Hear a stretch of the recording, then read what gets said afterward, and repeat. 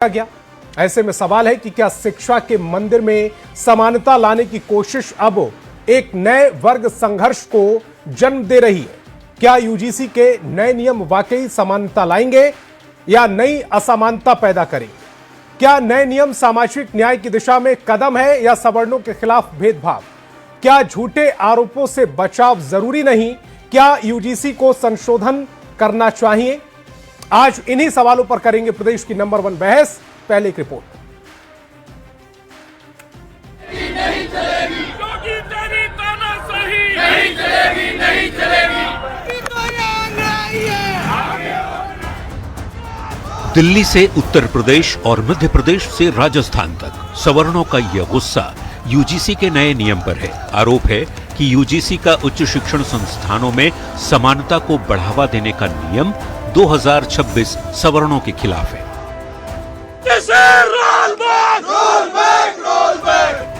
शहर शहर प्रदर्शन का दौर है। यूजीसी के नए नियमों के विरोध का शोर है और नए नियम वापस नहीं लेने पर उग्र आंदोलन की चेतावनी है। यहां तक कि सुप्रीम कोर्ट में याचिका भी दाखिल हो चुकी है। सवर्ण यानी जनरल कैटेगरी के छात्रों का आरोप है कि ये नियम सवर्णों के खिलाफ है। नियमों में सिर्फ एससी, एसटी और ओबीसी के खिलाफ भेदभाव की बात है। जनरल कैटेगरी के छात्रों को भेदभाव का शिकार माना ही नहीं गया है। सवर्ण समाज के लोगों का कहना है कि इन नियमों का फायदा उठाकर कोई भी छात्र सवर्णों को फंसाने के लिए झूठी शिकायत कर सकता है। विरोध को देखते हुए सरकार की ओर से केंद्रीय शिक्षा मंत्री धर्मेंद्र प्रधान ने पक्ष रखा।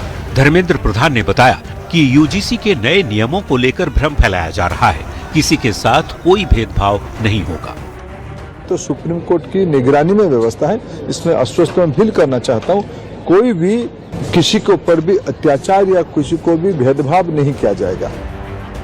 जो नियम भेदभाव को खत्म करने के लिए लाया गया था, उसी नियम पर भेदभाव को बढ़ाने का आरोप लग गया। इसी बीच सूत्रों ने खबर दी कि सरकार की कोशिश है कि सभी तथ्य सामने रखे जाएं, जिससे भ्रम न फैले। इसके लिए मंत्रालय सभी भ्रांतियों को दूर करने के लिए विस्तृत स्पष्टीकरण जारी कर सकता है, क्योंकि सरकार सवर्ण छात्रों को बताना चाहती है कि ये नियम सभी छात्रों, शिक्षकों और कर्मचारियों के लिए निष्पक्ष और सुरक्षित परिसर बनाने के उद्देश्य से बनाए गए हैं, न कि किसी वर्ग के खिलाफ। Bureau report, news 18।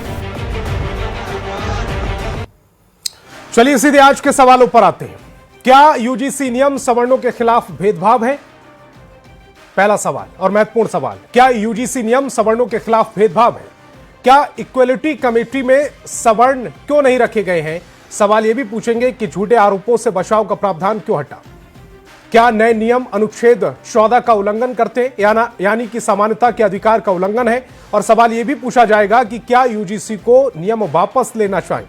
चलिए मेहमानों से आपका परिचय कराते हैं। आज आरजेडी से उत्पल वल्लभ जी हमारे साथ जुड़ रहे हैं, तो वहीं छात्र नेता अंशुमान भी इस डिबेट का हिस्सा है। इसके अलावा कोचिंग संस्थान में पढ़ाने वाले पटना के मशहूर शिक्षक गुरु रहमान और कोचिंग संचालक सुनील सिंह जी भी हमें ज्वाइन कर रहे हैं। साथ ही वरिष्ठ पत्रकार अरुण पांडे जी भी इस डिबेट का हिस्सा है। सभी मेहमानों का बहुत बहुत स्वागत। मेरा पहला सवाल छात्र नेता अंशुमान आपसे, यूजीसी के नए नियमों से आपको क्या आपत्ति है और क्यों है, या फिर आप इसके समर्थन में हैं?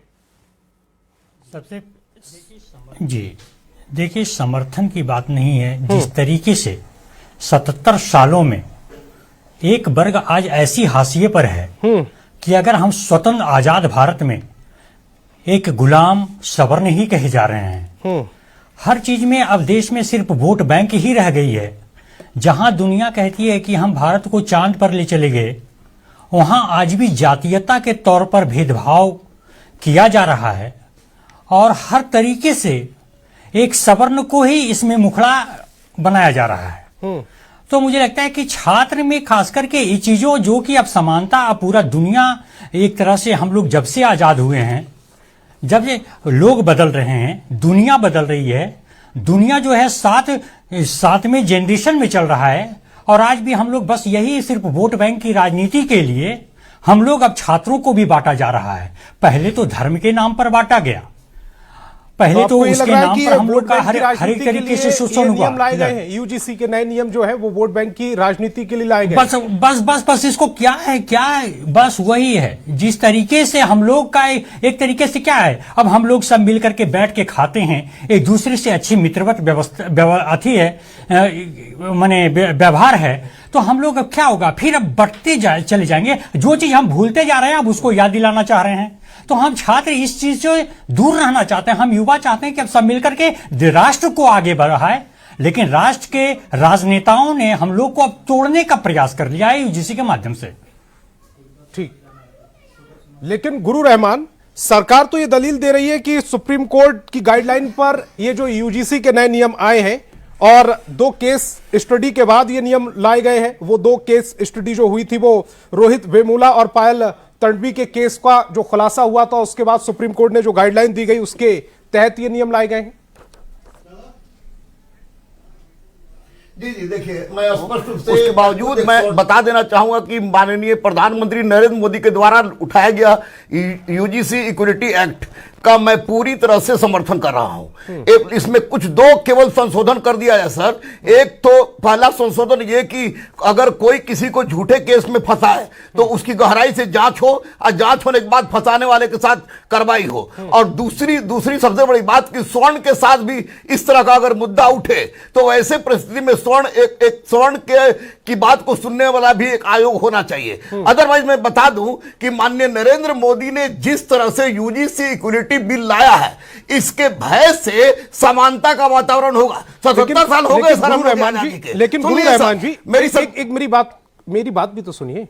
आपने कहा कि एक तो इसमें सवर्णों को शामिल कर लिया जाए और दूसरा यह कि अगर कोई गलत शिकायत करता है तो उसको उसकी गहनता से जांच की जाए। अगर इसमें सवर्ण शामिल हो जाएंगे तो फिर SC ST और OBC का जिक्र करने की जरूरत क्यों होगी?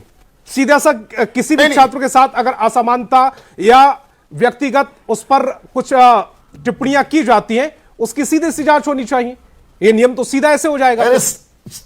सर मेरी बात सुनिए। इस 77 साल आजादी को हो गए, जैसा कि अंशुमन कह रहे हैं, तो क्या यूनिवर्सिटी में, मैं सेंट्रल यूनिवर्सिटी का प्रोडक्ट हूं, यूनिवर्सिटी में जात के आधार पर भेदभाव नहीं होता है क्या? यूनिवर्सिटी में लिंग के आधार पर भेदभाव नहीं होता है क्या? यूनिवर्सिटी में क्षेत्र के आधार पर भेदभाव नहीं होता है क्या? यूनिवर्सिटी में धर्म के आधार पर भेदभाव नहीं होता है? अगर माननीय प्रधानमंत्री ने यूजीसी इक्विटी एक्ट ला ही दिया और इससे भय का वातावरण होगा और भय के कारण अगर समानता होगी तो वैसी परिस्थिति में backward forward SC ST Hindu Muslim सब मिलकर राष्ट्र निर्माण में सहायक बनेंगे। ये वोट की राजनीति नहीं हो सकती है, यह समानता को पटल पर लाने का एक अद्भुत प्रयास है जिसे मैं स्वर्ण होने के नाते साथ देर से स्वीकार कर रहा हूं। शर्त केवल यह है कि झूठे केस में फंसाने वाले की गहराई से जांच हो, और दूसरा शर्त यह है कि अगर स्वर्ण के साथ जहां पर OBC SC ST ज्यादा संख्या में है वहां स्वर्ण कम है, अगर स्वर्ण के साथ उत्पीड़न होता है तो स्वर्ण के लिए भी एक आयोग बने, तो ऐसी परिस्थिति में सब कुछ ठीक रहेगा।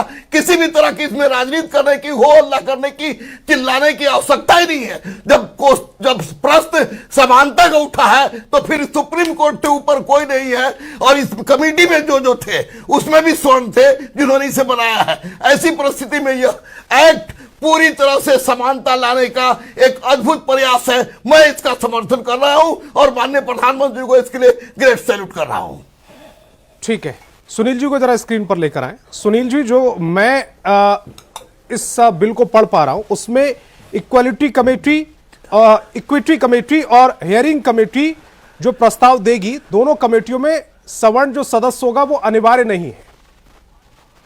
तो फिर एक तरफ तो गुरु रहमान जी ये कह रहे हैं कि इसमें अगर सवर्ण बच्चों के साथ भी किसी तरह का भेदभाव हो रहा है, उनको भी अगर शामिल कर लिया जाएगा। दूसरी तरफ तो उनको कमेटी में भी नहीं रख रहे, तो फिर सवर्ण कैसे डाला जाएगा इसमें? सबसे पहले आपके दर्शकों को प्रणाम। सबसे बड़ी बात है कि ये जो समानता के नाम पर रेगुलेशन लाया है यूजीसी ने, ये लगता है कि यूनिवर्सिटी में भेदभाव होता है जाति के नाम पर, उसमें OBC SC ST को डाला गया है, लेकिन इसके लिए इक्विटी कमेटी बनाई गई है, उसमें जनरल का कहीं जिक्र नहीं है। और जनरल का जिक्र नहीं है तो मैं मानता हूं कि आपने क्या किया है कि एक सिक्के के पहलू के तहत एक लार्जर वर्ग को प्रोटेक्ट किया है, उनको जातीय उत्पीड़न से रोकने का प्रयास किया, उन्हें संरक्षण प्रदान किया है। लेकिन वहीं आपने, ये अच्छा है, होना भी चाहिए, यूनिवर्सिटी में, कॉलेज में किसी भी वर्ग जाति के साथ जातीय आधार पर कोई भेदभाव नहीं होना चाहिए, अच्छी बात है। और ये सुप्रीम कोर्ट की गाइडलाइन में यूजीसी ने तैयार किया है, अच्छी बात है। लेकिन आपने वहीं पर एक ऐसे वर्ग को असुरक्षा की भावना में डाल दिया है जिनको लगता है कि मेरे साथ अन्याय हो सकता है। अब सवाल उठता है कि क्या यूनिवर्सिटी में SC, ST, OBC के साथ ही जाति उत्पन्न होता है? अभी आपने सुना होगा, पिछले 10 वर्षों से मैं सुन रहा हूं कि JNU जैसे प्रतिष्ठित संस्थान में ये नारे लगते हैं, तिलक, तराजू और तलवार, इनको मारे जूते चार। क्या वहां पर उत्तर प्रदेश की किसी राजनीति का सवर्ण प्रमुख के नारा बच्चे के साथ जातीय उत्पीड़न नहीं होता है? होता है। लेकिन अब इक्विटी कमेटी में अगर जनरल नहीं होगा तो जनरल का बच्चा कहां जाएगा? वो अपनी शिकायत कहां करेगा? जातीय भेदभाव में OBC, SC, ST को रखा गया है, लेकिन उसमें सवर्ण को नहीं रखा गया है। इसलिए इसमें झूठी शिकायतें भी हो सकती है। कानून अच्छा है, लेकिन कानून में विसंगति है। जरूरी है कि आपने जो कमेटी बनाई इक्विटी कमेटी में, उसमें सवर्ण के प्रतिनिधि को शामिल कीजिए ताकि वो अपनी शिकायत करे, और झूठी शिकायत होने पर सजा का प्रावधान नहीं है, जबकि 2012 के कानून में यह था कि झूठी शिकायत करने पर शिकायतकर्ता के खिलाफ दंडात्मक कार्रवाई होगी। अब बताइए कि अगर कोई लड़का झूठी शिकायत के आधार पर सवर्ण का बच्चा अगर यूनिवर्सिटी से रस्टिकेट कर दिया जाता है और उसका कैरियर बर्बाद हो जाता है, फिर कुछ दिनों के बाद पता चलता है कि वो शिकायत झूठी थी और वो कहीं आत्महत्या कर ले, तो इसके लिए कौन जवाबदेह होगा? ये तो सीधे सीधे आपने अनुच्छेद 14 ही नहीं, 15 और जीवन जीने का अधिकार 21 का भी उल्लंघन किया है। ठीक, अब मैं आता हूं पॉलिटिकल लीडर आरजेडी के जो प्रवक्ता है उत्पल वल्लभ जी। आरजेडी का कोई स्टैंड अब तक इस पर नहीं आया है, सिवाय एक आपकी जो प्रवक्ता है उनके अलावा किसी ने इस पर अभी तक का स्टेटमेंट नहीं दिया है। और जो उन्होंने स्टेटमेंट दिया है वो भी मैं आपको बता दूं, प्रियंका भारती, शैक्षणिक संस्थानों में हजारों साल की जातिवादी गुंडाई को अब बंद होना चाहिए, ये प्रियंका भारती कह रही। संतोष जी, पैनल में बैठे सभी लोगों को पहले तो प्रणाम, आदाब। चूंकि आज पहली बार सब लोगों से मैं मुखातिब हूँ और सब शैक्षणिक संस्थान से हैं। ये जो रिपोर्ट, ये जो कानून आई है, ये एक रिपोर्ट के आधार पे आई है। यूजीसी ने पार्लियामेंट को और सुप्रीम कोर्ट को एक रिपोर्ट दिया था। वो रिपोर्ट महज 5 वर्ष का जो था, वो जो 12 में कानून बनी, उसके बाद क्या स्थिति आई शैक्षणिक संस्थान में, उच्च शैक्षणिक संस्थान में, उसको लेकर के यह रिपोर्ट जो है वो की थी। उसमें पाया गया कि महज 5 वर्षों में, जो विगत 5 वर्षों यानी 19 से 24 के बीच में 110% या 118, ये करेक्ट कर लीजिएगा, इसमें वृद्धि आई है। यानी कानून पहले से भी थे, कानून पहले से भी थे, बावजूद इसके इसमें वृद्धि आई है। तो इसका मतलब है कि इसमें कहीं कोई बदलाव या इस समस्या जो और बढ़ रही है, तो इसका समाधान और निदान के लिए कुछ आवश्यक है, या तो कानून में या उसके इम्प्लीमेंट करने में, या कहीं ना कहीं कुछ न कुछ विसंगति है, कहीं ना कहीं कुछ फॉल्ट है, कहीं ना कहीं कुछ कमी रह गई है, जिसके वजह से कम नहीं हो रहा है समस्या बल्कि बढ़ रहा है। पहली चीज। दूसरी चीज मैं बता दूं कि ये सवर्ण और ये अभिजात और ये क्या बोलते हैं बहुजन, ये सब मामला नहीं। मैं पूछता हूं आपसे, लैंगिक आधार पे जो बच्चियां होती है उसका जो उत्पीड़न होता है, उसमें तो सारे बच्चे हैं, चाहे सवर्ण हो, चाहे विपन्न हो, दलित हो, ओबीसी हो, सारे हैं, और होता है। ये रिपोर्ट, सारे रिपोर्टों में ये चीज आया है। उसके बाद मैं बता दूं कि ये सिर्फ छात्रों के लिए नहीं है, ये सिर्फ छात्रों के लिए नहीं है। उच्च शिक्षण संस्थान में जो टीचर हैं, जो छात्र हैं, जो कर्मचारी हैं, वो सब लोगों के लिए आए हैं। और उतनी ही नहीं, सवर्ण बच्चों के साथ में या बच्चियों के साथ में भी अगर उत्पीड़न है तो वो भी इस कमेटी के पास जाएंगे। चौथी चीज मैं बता दूं आपको कि इस कमेटी में ऐसा नहीं है कि सवर्ण नहीं रहेंगे, बल्कि ओबीसी, एसटी और एससी 10 कमेटी बनेगी, 10 सदस्यीय कमेटी बनेगी। उसमें 3 रहेंगे, बाकी जो है ना, बाकी जो है उस विकलांग से होंगे, दिव्यांग के लिए भी है, ट्रांसजेंडर के लिए भी है, महिला के लिए भी है। तो अब बताइए, महिला के लिए जो होगा उसमें तो कोई जाति से नहीं है, उसमें कोई महिला रिप्रेजेंट करेंगी। जो ट्रांसजेंडर से होंगे वहां से आएंगे, जो दिव्यांग होंगे वहां से आएंगे। तो ये कहना कि ये किसी जाति के खिलाफ है, ये गड़बड़ है। 5वीं चीज मैं कहना चाहता हूं कि ये कमेटी सिर्फ ये कह रही है कि हम समानता कमेटी है, ये क्या है, ये जो है ना समानता समिति है ना। तो अब बताइए कि विषमता पाया गया और रिपोर्ट भी आया है, और जब रिपोर्ट में आया कि विषमता है, विसंगतियां है, जातीय आधार पर उत्पीड़न चाहे जो भी मामला है, तो समता विषमता है, तो समता के लिए एक कमेटी है। अब समता विरोधी कोई हो सकता है क्या? यह न्यायपूर्ण नहीं होगा यदि कोई समता का विरोधी हो। बात की है वो जरा तो डेटा मैं स्क्रीन समझता पर हूं डालें। कि यह हाँ। किसी जात वर्ग के खिलाफ नहीं है, यह समता के समर्थन में है और यह विषमता के खिलाफ में है। तो जो भी न्यायपूर्ण इसको सोचेंगे वो समता और विषमता है। तो अभी बताइए कि विषमता दूर होनी चाहिए या नहीं होनी चाहिए। चौथी चीज मैं कहना चाह रहा हूं कि मेरे पैनल में बैठे साथी कह रहे थे कि 2012 में जो कानून था उस मामले में इस कानून में कुछ बेहतर कानून था, जिसमें देखे कि जो आरोपी हैं, अच्छा देखिए ये जो कमेटी बनी है, ये कमेटी सिर्फ रिपोर्ट करेगी। रिपोर्ट किसको करेगी? रिपोर्ट किसको करेगी? VC को करेंगे। यह रिपोर्ट कमेटी फैसला नहीं सुनाने जा रही है, कमेटी जांच करेगी, जांच के बाद रिपोर्ट करेगी। रिपोर्ट कमेटी को फैसला सुनाने का कहां अधिकार है? इसलिए मैं समझता हूं कि यह हाय तौबा जो है वो बिना समझे हुए किया जा रहा है, और इसमें और भी अगर कोई भी संगति है तो उसको और कड़ाई से दूर करना चाहिए। चूंकि बचिया किसी धर्म की नहीं है, किसी जात की नहीं है, जो विकलांग है वो किसी जात धर्म के नहीं है, जो दिव्यांग है वो किसी जात धर्म के नहीं है, ट्रांजिट कभी इस जातीय भेदभाव जो कह रहे हैं उससे नहीं है। तो इसलिए यह व्यापक रूप से, और बात आ गया है कि सवर्ण के साथ में अगर कोई उत्पीड़न होगा तो वो इस कमेटी में नहीं जाएंगे अपनी शिकायत को लेके। ये कहीं नहीं है इस कमेटी में। तो मैं समझता हूं कि एक तरह का बात है कि कौवा कान ले गया, अब कान अपना नहीं चेक करके आप कौवा देख रहे हैं, वो ऐसी बात होगी। सवर्ण सदस्य होना अनिवार्य नहीं है, पहली बात। कौन कौन होना अनिवार्य है वो इस समय आपकी टेलीविजन स्क्रीन पर दिख रहा है। 9 सदस्यों वाली समानता समिति बनाई जाएगी जिसमें से 5 सीटें आरक्षित होंगी, लेकिन सामान्य वर्ग का प्रतिनिधित्व इसमें नहीं है। विरोध करने वालों का कहना, सुन पा रहे हैं कि नहीं सुन पा रहे हैं? उत्पल जी को कुछ दिक्कत आ रही, जरा उत्पल जी की दिक्कत को जरा दूर करें। बाकी सबको आवाज आ रही मेरी? हाँ आ रही है।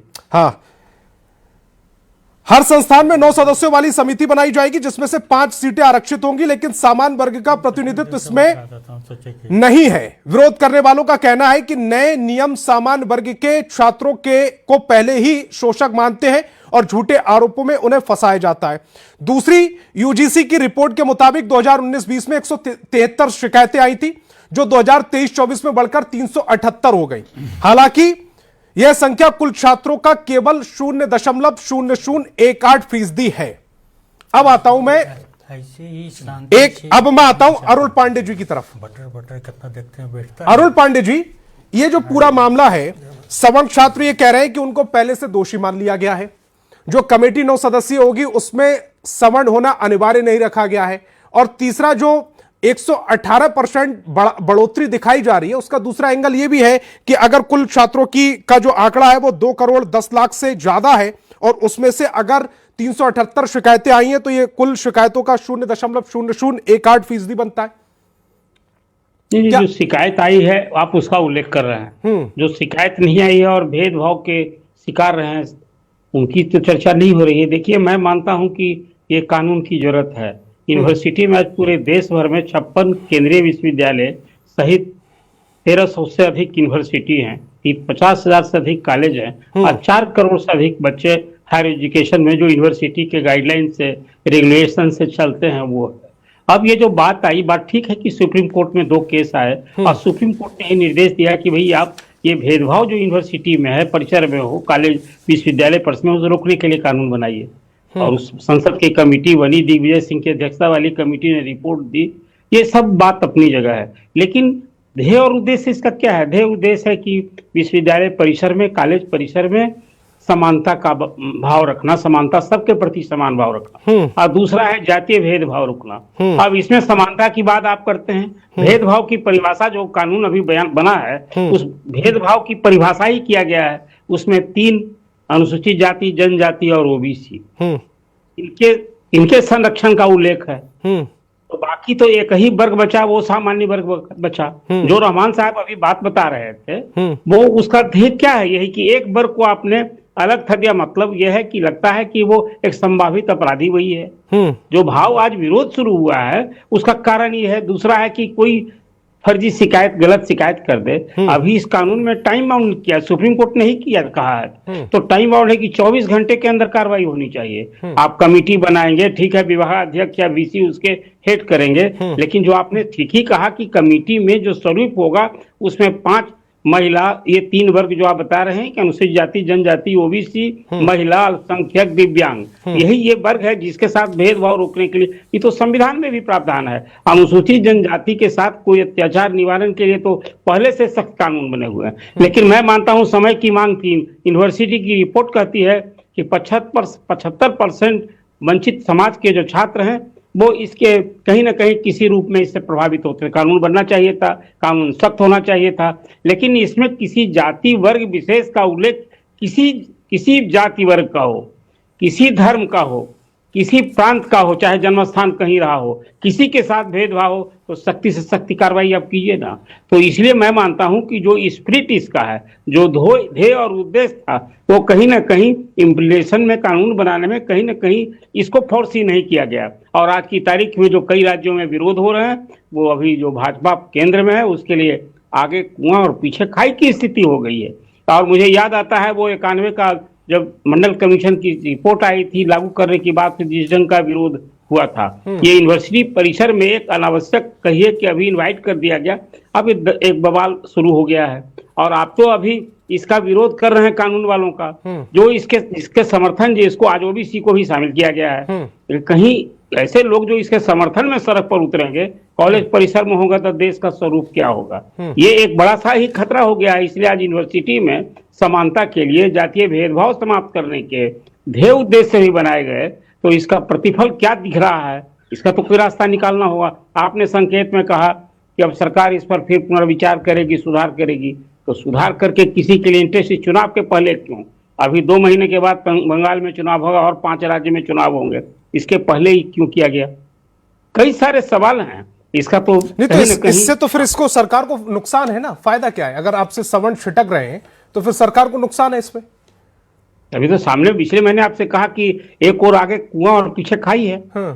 आपने ये बात सही है कि ओबीसी को इसमें शामिल करके एक सामाजिक न्याय का वृहत जो एक परिदृश्य होता है, एक सोच और चिंतन को दर्शाता है। उस पर भी मैं आऊंगा अरुण पांडे जी, क्योंकि कई जातियां ऐसी हैं कि जो किसी स्टेट में वो जनरल में है, किसी स्टेट में वो ओबीसी में हो जाती है। उसको मैं बाद में आपसे समझूंगा, लेकिन मैं अभी छात्र नेता अंशुमान की तरफ जा रहा हूं। एक तरफ शिक्षा मंत्री खुद आकर ये कह रहे हैं कि किसी के साथ कोई नाइंसाफी नहीं होने दी जाएगी, बेवजह परेशान ना हो, तो फिर आपको भरोसा क्यों नहीं है शिक्षा मंत्री की बात पर?